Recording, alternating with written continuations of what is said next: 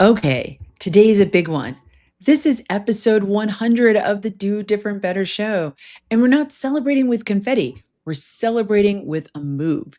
If you've ever felt stuck, even with good income, like you can't change jobs, take a break, invest in yourself, or say yes to an opportunity without panicking, this episode is your unlock. You're building your flex fund, the cash system that turns plans into choices. So optionality becomes real and not theoretical. Lock in. Yeah. So they might know what What's happening, my money builders in training, my high earners, my not rich yet? We are building real power on a purpose. Welcome back to the Do Different Better show, where we talk wealth wisdom and money moves, simple, strategic, and grown. I'm your host, Elaine Rasmussen, your wealth identity coach and money co pilot. And today, this is episode 100. I'm so excited. 100 episodes, 100 conversations about money without shame, without fluff, and without the just stop buying nonsense. So, if you've been listening from the early days, I so much appreciate you, my subscribers. And if you're new here, so glad to have you.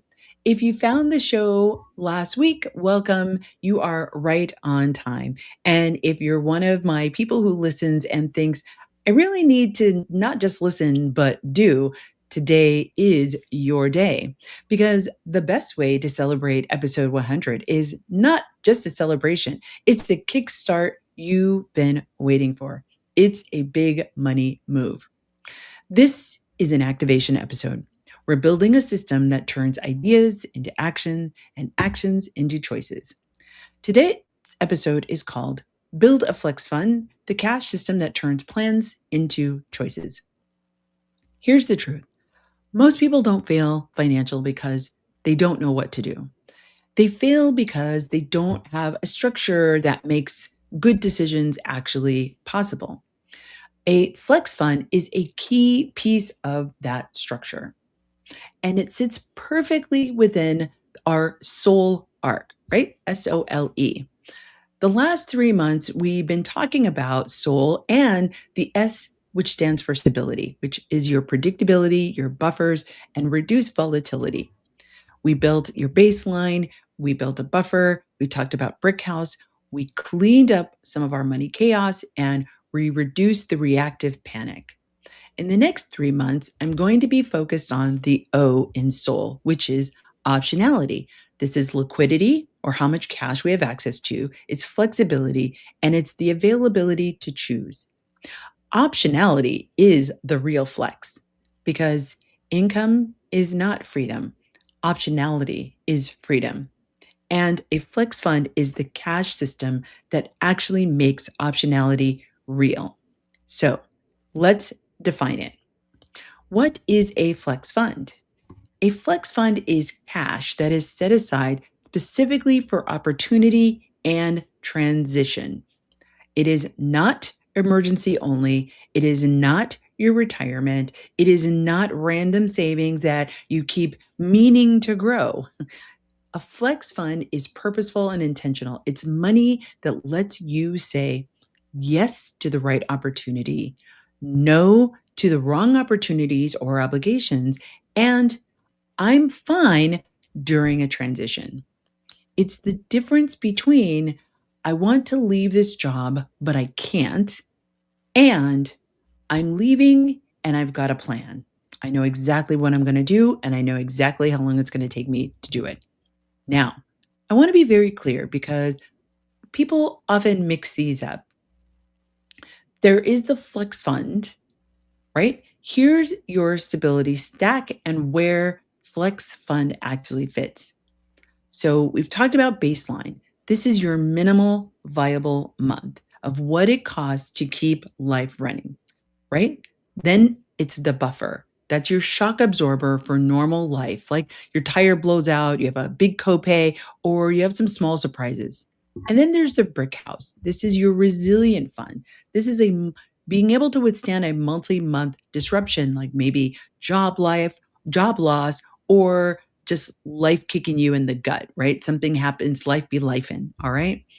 Your flex fund is your optionality cash that is for transitions and opportunities. Here's another way to think about it. The buffer keeps you stable. The flex fund makes you mobile. And mobility is the goal of optionality, right? So you think about being able to move, right? Because a lot of high capacity and high earners, especially high earners, have income, but they actually don't have any mobility or breathing room or flexibility in their life. They just have more expenses, right, that are attached to this greater income. You can have a great salary and still be trapped by high fixed costs, stacked obligations, thin buffers, and I can't afford to make that move right now. Having a flex fund changes all of that. Now, you might be thinking, Elaine, I already have a savings account. Okay, then you might already have buffer or brick house, and that's great. That's amazing. But do you have the money that is specifically for transitions and opportunities with some rules? Because if you don't, then every time an opportunity comes up, you're going to do one of these three things. You're going to put it on a credit card, you're going to avoid it, or you're going to drain the wrong account and create more anxiety for yourself. Think about the last time you wanted to take advantage of an opportunity that you couldn't actually act on. Did you do one or more of these things? A flex fund is the account that prevents those three mistakes. Now, who needs a flex fund the most? Great question. Flex funds are especially powerful for people who are high earners that have high fixed cost, right? Because one income disruption can create immediate stress, even when you have a good income. This is also for entrepreneurs and people with variable income households like realtors, right? Or salespeople, because flexibility is actually survival. And for my caretakers or family CFOs, because you need a protected pool of money that is your stability and opportunities, not everyone else's emergencies, right? This is also for anyone planning a move in the next 12 months. Maybe you're looking to pivot your career. Maybe you're looking to relocate. Maybe you're looking to launch a business or get some more education to get a promotion at work. Maybe you're looking to take a sabbatical. I had a friend of mine. She is a PhD therapist, and she wanted to take a year off. She's like, I've been a mental health therapist for 20 years. I wanted to take a year long sabbatical. That's powerful. To be able to say that you can walk away for a year is amazing. But it could also be for a health reset. Maybe you've had a health disruption that causes you to sit out the game for a long period of time or even a short period of time. The flex fund allows you to be able to do that. If you're in one of those categories, a flex fund isn't extra. It's not a nice to have. It's a core that really needs to be secured. Now, before we get tactical, here is a mindset shift you might need to take. A flex fund is not an extra savings account. All right? It is a boundary. It is a decision making tool.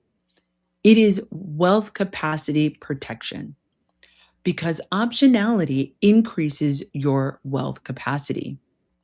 When you have options, your nervous system calms down. It doesn't feel like it's got to panic and make a decision that might be the wrong decision.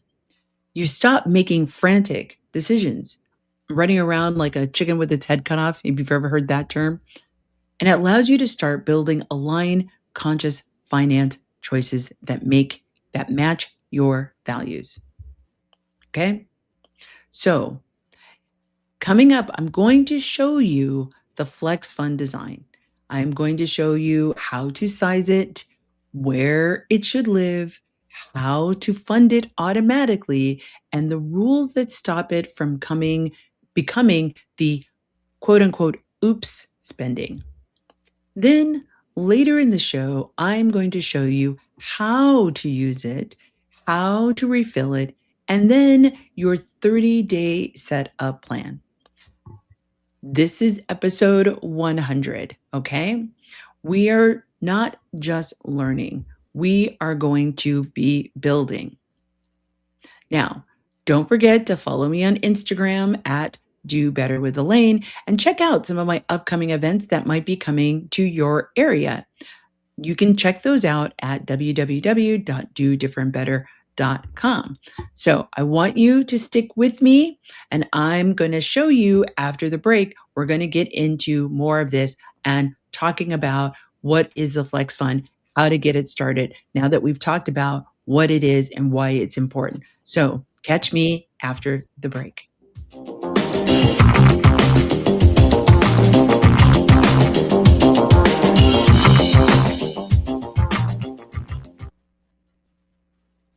Yeah. So they might go into,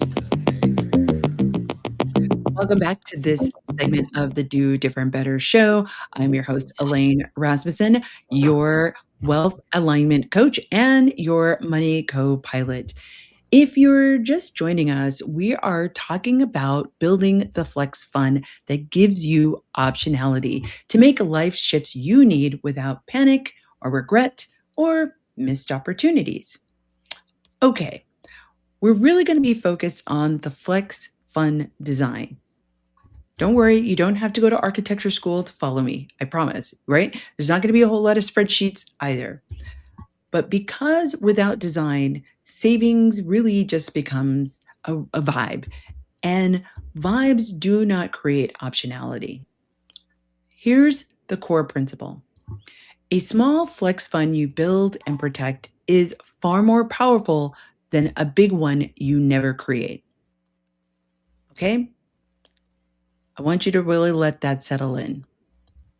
So we're going to set targets in 3 different levels.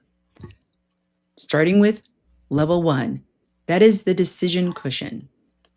This is $500 to $1,000. Consider this your starter flex fund that prevents panic. It's going to cover a small transition cost. Maybe it's a fee to go to a conference where you're going to meet somebody that you've been trying to meet to get that better job. Maybe it's travel for interviews because you're putting yourself out on the market. It could be a piece of small equipment for this side hustle or business that you're thinking of launching. It's the I need to move fast moment, right? If you don't have this, then everything feels urgent, or you're going to take robbing Peter to pay Paul. You're going to take money out of your savings or your baseline account or your buffer account to be able to finance this. And we don't want to do that. We want to have that money set aside. So when that trigger happens, we have a set of money that allows us to be able to make that move. Level 2, that is a 1-month baseline or transition starter. This is where optionality becomes real. 1 month of baseline means you can handle a short disruption without chaos. And now, level 3. This is your 90-day flex, or what I like to call choice fund. This is for big moves, job changes, entrepreneurship, relocations, health distress, or resets. 90 days is long enough to breathe and act strategically. Now, remember I said I was going to give you a key rule. So here it is. Your flex fund target should match your reality. Your flex fund target should match your reality. If your cash optionality is low, then obviously you should start at level 1. Again, there should be no shame about this. This is about really bringing objectivity to our financial vision, right? If your buffers are solid, you can build towards level 2 or level 3 a lot faster. And remember, the flex fund is separate from your brick house. It is separate from your baseline. it is separate from your brick house. Because remember, your brick house is for emergencies only. Your flex fund is for making moves. Now, let's talk about where should the flex fund live? Okay. The flex fund should be separate from your checking account. And if you have a business, it should be separate. You might want to set up a flex fund for your business account as well as a flex fund for your personal account, but it is separate from your checking or your savings.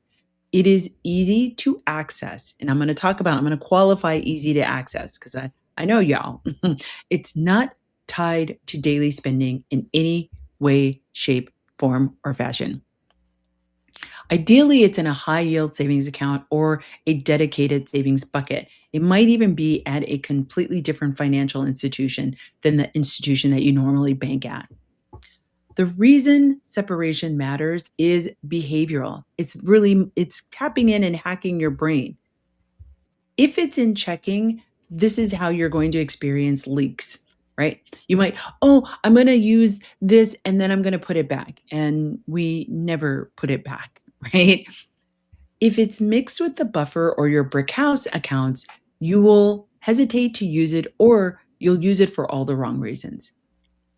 Here's something I want to invite you to think about doing. Name it something that creates some psychological clarity. So here are just a few examples. You don't have to use these, but just to get your idea juices running, it could be called a flex fund. Maybe it's called an options fund. Maybe it's a pivot fund, or maybe it's a choice fund, or maybe it's your freedom buffer. Words matter because your brain obeys the label. This is a quick example of how that actually shows up. I was talking to a client yesterday, and the client, I was showing them something on the screen, and I was asking them, like, which of these do you like? Which of these do you don't like? And they're like, I like that, but it's listed as something else. And I'm like, we can change that. We get to delete what it says here and move it into something else. If this is what resonates for you, you have free will, you get to choose. So I want you to choose something that matters and makes sense. If you know that you are going to be buying a business, maybe name it the buying a business fund. Maybe if you're looking to relocate because you are going to be retiring, okay, then it's the earnest deposit for a new location or new home or whatever, a plot of land, whatever the case may be is that's what it's for. So now we're going to talk about how to fund the Flex Fund account because I'm sure that's your next question. Again, you've heard me say this once, you've heard me say it 1,000 times. It is automation. And there are 3 clean ways to do this. Method number 1, payday transfer. This is ideal for folks who are W-2 employees, right? Meaning you probably have a regular job, you get a W-2 at the beginning of the year, right? This method is setting up an automatic transfer the day after payday. So that means once the money goes into your account, it goes out of your account. And this could be something as small as $25 a week, $50 a week, $100 a week. Obviously, if you can withstand more, you should raise that amount. But again, whatever is realistic for where you currently are right now. Because consistency beats intensity, right? We want you to be consistent so that you lessen intensity. Method number 2, I call this percentage of inflow. This is really great for entrepreneurs or people who maybe have fluctuating income, like realtors or salespeople. Every time money comes in, a fixed percentage goes to the Flex Fund first. Even starting as small as 2 to 5%, it really begins to build optionality very, very quickly. Now, method number 3. This is what I call the found money boost. This could be leveraging your tax refund. It could be you get a quarterly or annual bonus that you may not know what the amount is, but you know that it's coming because you're a top performer. I know you are, right? It could be cash gifts. Maybe you know that during the holidays, you get gifts from parents or grandparents, or it could be some other kind of dividend that comes in from stocks or bonds that maybe your parents or grandparents bought for you. But it's an amount of money that you have some level of predictability. You may not know what the amount is, but you know that it's coming. Or it could be that you sold something. I know that I put things on Facebook Marketplace, and I actually take that and I stash that money. I don't put it into my regular bank account, and it's going to fund my renovation at my house. So it's this way that you can take selling something and putting a percentage of that or all of it into the flex fund. But you might want to, if you haven't built your buffer or your brick house, you might want to take a percentage instead of taking the whole amount of money and putting it into your flex fund. Again, think about, you don't want to do all of it. Take a percentage and make it sustainable. All right. Now, of course, you know me, you're going to need some rules. So, because without rules, your flex fund becomes lifestyle creep. And we don't want that. We don't want anything to get in the way. We set up these rules, you can adopt them as is. All right. So, the first one is approved uses. This means that these are the things that the flex fund can be used for. It's a lot easier to make rules at the beginning. You might need to adjust them because as you don't know what you don't know, and as you start to leverage the rules, maybe you find like, oh, this is not relevant or meaningful. So you can make some adjustments. But the whole idea is make rules in advance, and then you can consider making adjustments as life begins to play out. But the approved uses for your flex fund are things like career transition costs. This could be, hey, I need to hire somebody to help me build up my resume, or rearrange or realign my resume for the kind of job that I want. So I'll give you an example. I am in the process of wanting to go onto corporate boards and having corporate board service be a part of my professional experience. So I have had to pay for somebody to reimagineer and recreate my resume in a way that actually speaks to the experience that I have to offer a corporate board, as opposed to a regular resume as if I were going for a senior executive role or C-suite role. It could be that you might need funds to be able to travel to get to the interview. Sometimes your interview is paid for, but sometimes it's not. It could be you don't have to fly there, but you have to drive there. And right now, the way gas prices are going, you definitely want to have some funds to be able to do that. It could be that you need a new look. Maybe you need some interview clothes, or you need some help putting together a look so you actually look your best. Or it could be you need to put down a deposit for an apartment or something else as part of your relocation once you get the job, right? The next yes could be education with a clear purpose. This is specific certification. It could be a training that allows you to be able to leverage that either into another job or a part that you want to leverage as part of your salary negotiations, right? But these are not random courses that you never finish. This is not about going on Coursera or LinkedIn Learning or Udemy. This is about, I want to get this certification, right? Because I know that it will contribute to this indication of my salary, my job title, or something like that, right?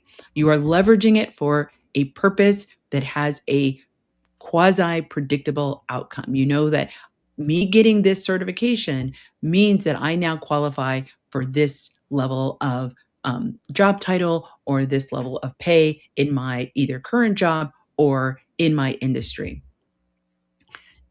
Another way to say that you can say yes, that is a rule, is that the flex fund is for business opportunity with a defined return on investment. This could be equipment that increases your capacity with demand. So if you've got a side hustle and you know that it could be not necessarily a piece of equipment, maybe it's a piece of software that, hey, if I get this, I can increase my productivity by 30%, which then is going to turn into an additional amount of revenue. All right. And then the next one is it's strategic breathing room. Could be a 1 month to reset, right? You're going to take a 1 month off of your job to reset, kind of reevaluate, look at where you are, look at where you're going, looking at what's happening in your industry so you can decide, do you want to stay where you are or do you want to move on to another job, another industry, whatever the case maybe is. Maybe it's to fund a job search, right? Because doing a job search is another job, right? It could be a matter of health recovery. Maybe you've broken your leg. Maybe you've had some other kind of health situation that requires you to step away from your regular income. This would allow you to do that. Or it could possibly be a one time move that increases alignment. This is going back to our conscious finance, right?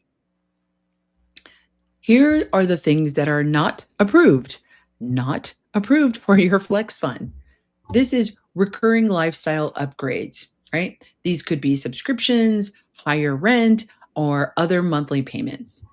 What's not approved for your flex fund is I'm quote unquote stressed spending. That retail therapy, no, that's not what this is for, right?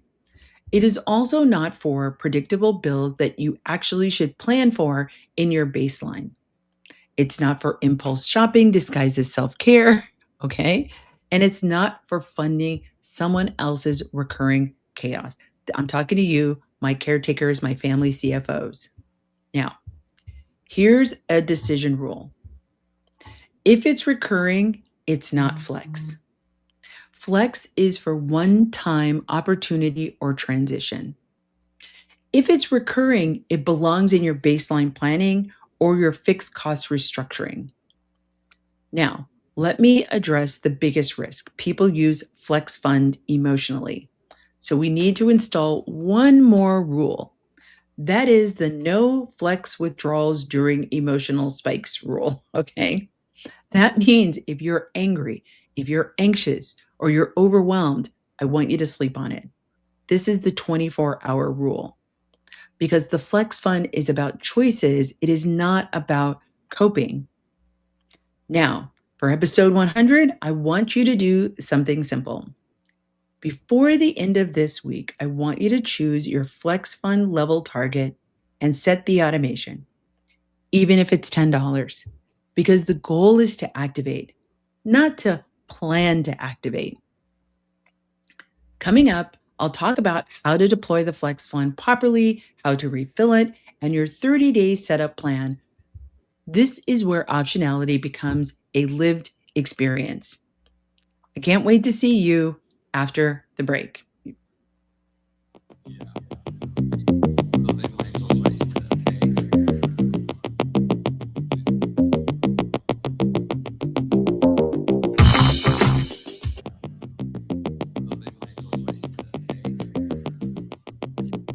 Welcome back to the last segment of the Do Different Better show. This episode is all about creating a flex fund, and the flex fund is different than your baseline, your buffer, and your brick house. Your flex fund is really about creating optionality in your life. Optionality to be able to start that job hunt for a new job, optionality to take advantage of that business opportunity that you've been thinking about or that you've been looking for, optionality to be able to take advantage of that relocation opportunity. That's what it's fun. It is not your savings account. It is a fund that is specifically set up for you to take advantage of different options, okay? Life options that you may have missed in the past because you didn't have the financial wherewithal to participate. So, again, if you're just joining us, we started with what is a flex fund, how to design or structure your flex fund, and now, what I'm going to be getting into is using your flex fund like a wealth tool and not a spending loophole. So, here is the reframe. The flex fund is not permission to spend, it's permission to actually choose. It's what lets you move without panic and without debt. So, let's talk about what are the deployment rules. Again, these are not meant to provide guilt or shame, all right? Rule number one, define the purpose in one sentence. Because you use the flex fund, you must be able to say these words. This withdrawal is for fill in the blank. If you can't define it, it's probably emotional. And remember, we don't do that around here, right? We are not no longer allowing emotion to drive our decisions. We are going to be grounded in. That doesn't mean you don't feel the emotions. This goes back to our 24-hour rule, right? If you're feeling a lot of feelings, you're feeling a heart palpitation, we need to sleep on it. We need to give it at least 24 hours, maybe 48, right? So we're not going to be responding emotionally to things. We can have the emotion, but we're going to make the decision grounded in where we're trying to go, what we're trying to do, and the opportunity that's presented in front of us. Rule number 2, define the refill plan before you make the spend. This is huge. If you pull $800 from the Flex Fund, you must decide how it gets refilled. Maybe you'll say something like, I'll refill it at $100 a week until it's refilled. Another option is, I'll refill it with my next bonus, which will be when. You should know when that date is. I would even put it on the calendar. You know that your bonus check comes in the third quarter, the second week typically of the third quarter. I would put a meeting reminder to refill my Flex Fund account in that particular month or week, right? This is how we put supports in that maximize the ability to actually get a thing done. Another thing that you could say is, I'll pause discretionary spending for 30 to 60 or 90 days, but then you actually have to do it. It's not just enough to say it. Again, you can put all these in your finance note that you got on your phone now because you've been listening to the show for a while, or maybe you have a financial notebook that you've been working with and you've been tracking all of your progress in. But if there's no refill plan, that just means you're going to have a slow decline into zero optionality again. And I don't want that for you. That's why you're here. Rule number 3. This is the 2-step approval for bigger withdrawals. If it's above your threshold, say $500 or $1,000, again, you can use the 24-hour pause rule. I'm going to wait 24 hours before I make this decision. And you can create what is the written purpose plus refill plan, right? I am using this withdrawal for, and I will refill it by XYZ date and method of refillment, right? Whether it's going to be coming out of your savings or if it's going to be coming out of some future funds. This is conscious finance. It is creating intentional choices. Now, here's rule number 4. This is the no flex withdrawals, right? For any recurring obligations. If the thing that you're using flex for will become a monthly payment, that's not for your flex fund. That is fixed cost creep, meaning your fixed costs are going up steadily. That is not what your flex fund is supposed to be used for. If it's recurring, you need to evaluate it against your baseline, right? Is this something that now is going to be part of a permanent recurring expense? If it is part of your baseline, and your baseline number now needs to go up, and you've got to figure out how you're going to finance your baseline fund. So in case something happens, you are able to manage life. It is not part of your flex fund. Rule number 5, protect the decision cushion. If the flex fund drops below level 1, remember that's our $500 to $1,000, you are going to pause non-essential spending until it's rebuilt. Again, this isn't about, sometimes I hear people, particularly when they're building budgets, they're like, I'm going to stop doing this forever. I want you to be a little bit more kind to yourself and say, hey, I'm going to stop this for a certain amount of time until I achieve this. And then when I achieve this, I can go back to that, right? So it's all about prioritizing, where do you actually want to go? What do you want to actually do? How is this actually going to look and show up, right? And making the decision, right? You are in control when you are making the decisions, as opposed to these things happening to you. I want you to be better situated, because level one is the threshold where your nervous system stops feeling like it's trapped. Now, let's weave this into the wealth identity just really briefly because people misuse their flex funds in a lot of predictable ways. I can tell you, I've been doing this for a while. There's nothing you can tell me that I haven't seen. There's nothing that will shock me. I promise you. Okay. If you're a builder, you're probably going to try to create 12 sub accounts. Don't do that.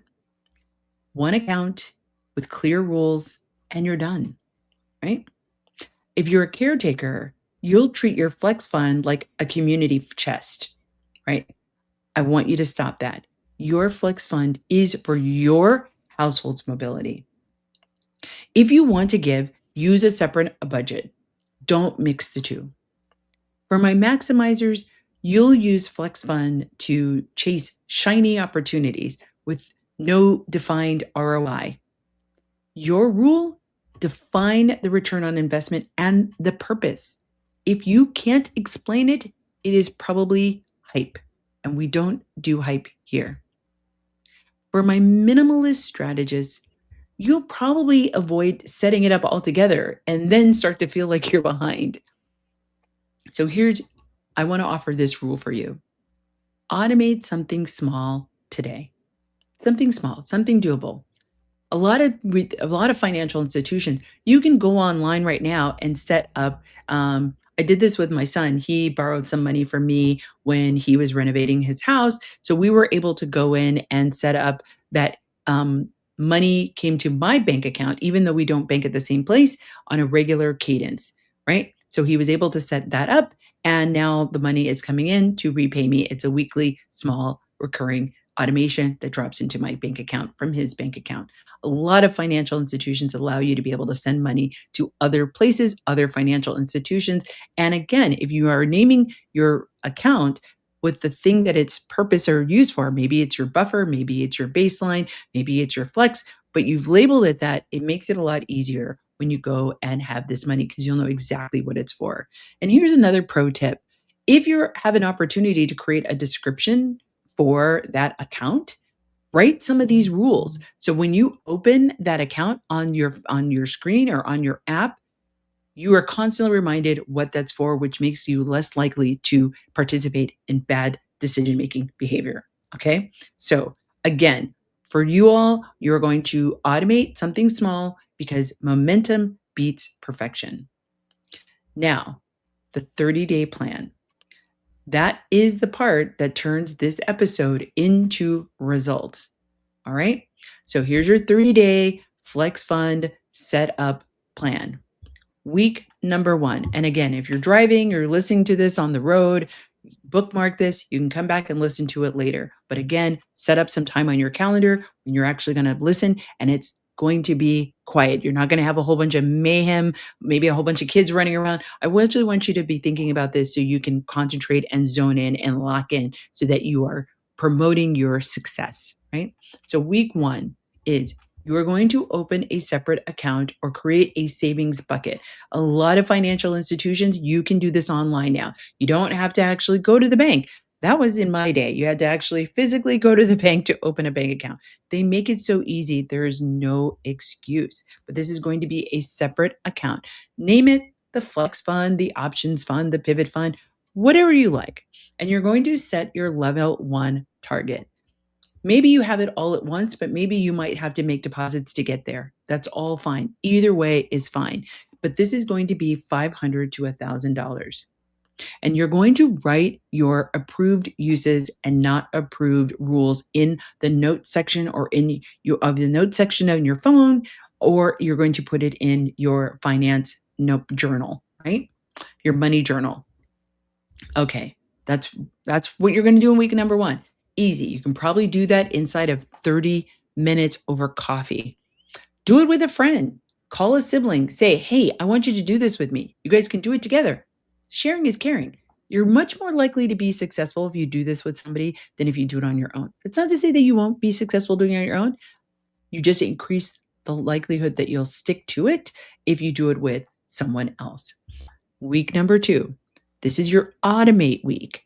This is where you're going to set the recurring transfer right? Whether it's payday or it's weekly, it's a day of the week, whatever the case. Maybe if you get paid weekly, you get paid on Fridays, you have it taken out on Saturday or Sunday, right? If you get paid the 1st and the 15th, then you're going to have it taken out the 2nd and the 16th, right? So just you want to make it the day after, just in case anything happens with deposits, with holidays and things like that. Set it for a day or two after the money actually deposits into your account. If you're a founder or an entrepreneur, set a percentage of inflow. Use the percentage of inflow rule because you're not really sure what your income is going to be from month to month. So this allows you to not necessarily have a big commitment that you can't follow through on, and then you feel bad about yourself, and then that's a death spiral. We don't want that. I want you to decide your big withdrawal threshold that triggers a 24-hour and your written plan, the 24-hour rule, right? So is that amount, hey, if this a withdrawal over $500, I have to abide by my 24 or 48-hour rule, and I have to abide by my written plan as far as how I'm going to repay the money back, right? That's how that works. Now, let's get into week number 3. That also should not take you more than 30 minutes. It should not. Again, there are too many tools out here on the interwebs that allow you to do this stuff very quickly with your financial institution, right? You might even have a description for it when you take it out. Like they ask you, when you take out the money, they ask you to put in, if you want to have a memo section for what the purpose is, you can put 24-hour rule and the repayment plan, right? Maybe the repayment plan is $100 a week from my paycheck. That is in the description. Again, hack your brain to be able to do the things that promote your success. These are easy things that you can do. All right. Now we're going to move into week 3. Week 3 is you're going to fund it by reducing one obligation. So you can pick one thing is I'm going to cancel X subscription or subscriptions. And that money, maybe if you cancel 3 subscriptions and those subscriptions equal $100 a month, I'm going to cancel those subscriptions until this $500 is paid. That means you're canceling the subscriptions for 5 months. Guess what? By the time the 6th month comes, they might have another discount for that service that makes it cheaper than what you were paying before because they're trying to get you back as a customer. Something to think about.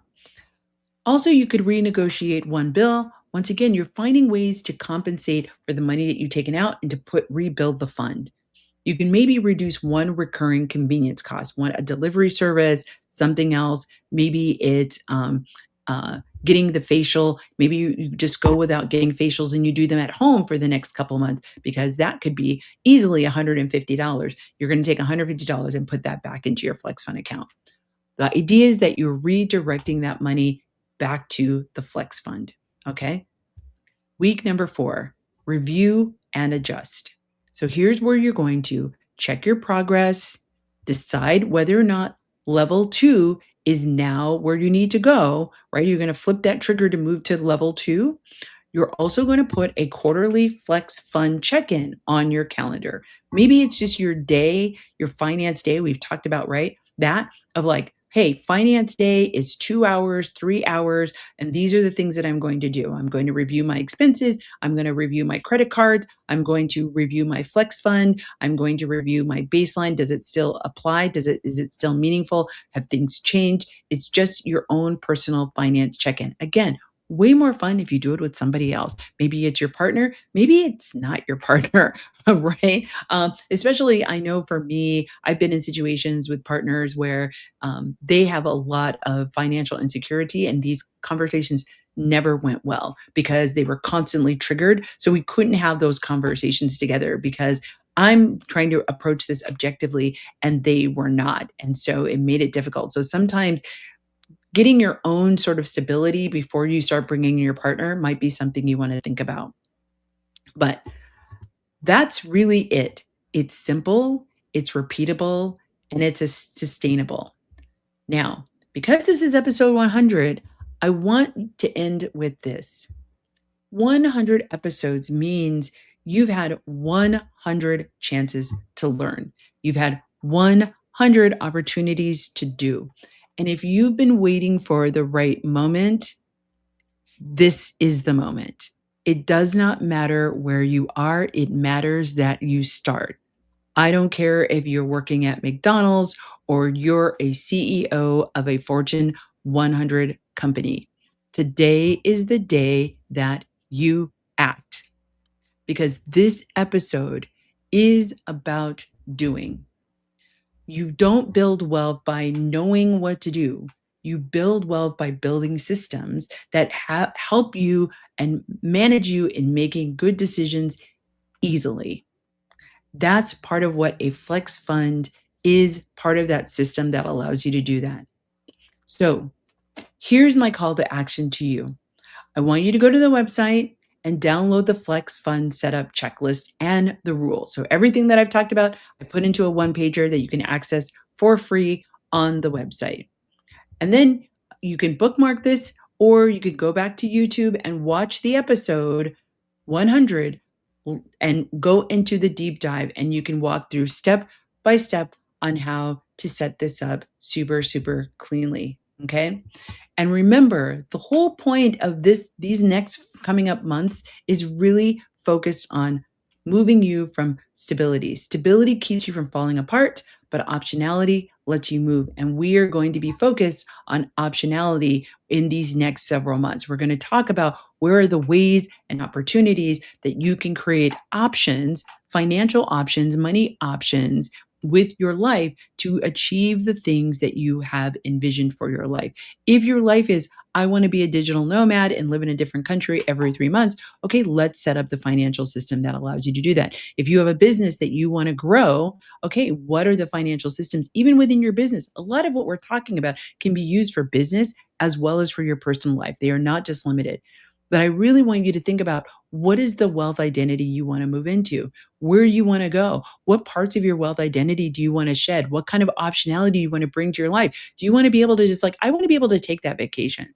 I know when I first started, and I talk about this in episode number 1, I my goal was, I wanted to not have to check my bank account every time I needed to make a purchase. That was huge for me. It was huge. And I remember when I could stop doing that. I remember when I stopped having to look at my bank account to make everyday purchases before I went to the grocery store. I had to check my bank account. And I'm like, I want to stop doing that, because every time my nervous system would be on fire. And so that was when that happened, and I didn't have to do that anymore because I'd created some savings. I created a flex fund. It made all the difference. Like, my whole approach to money completely shifted. And that allowed me to make myself open to other opportunities and other types of conversations around money. And it was powerful. It was transformational. And I'm hoping that listening to these episodes, particularly now that we're in episode 100, that I've been able to offer that a little bit of that for you. I hope you are able to step in and have that similar experience. So I want to thank you for hanging with me for 100 episodes. Stick with me for another 100 episodes. We're going to be doing something fun. So keep an eye out on Instagram for what we're going to be doing to celebrate the 100 episodes. But I really want you to start intentionally turning your income into optionality so that you can do different and do better. Thanks for listening to the show. You're listening to Do Different Better. I'm your host, Elaine Rasmussen. I'll see you next time.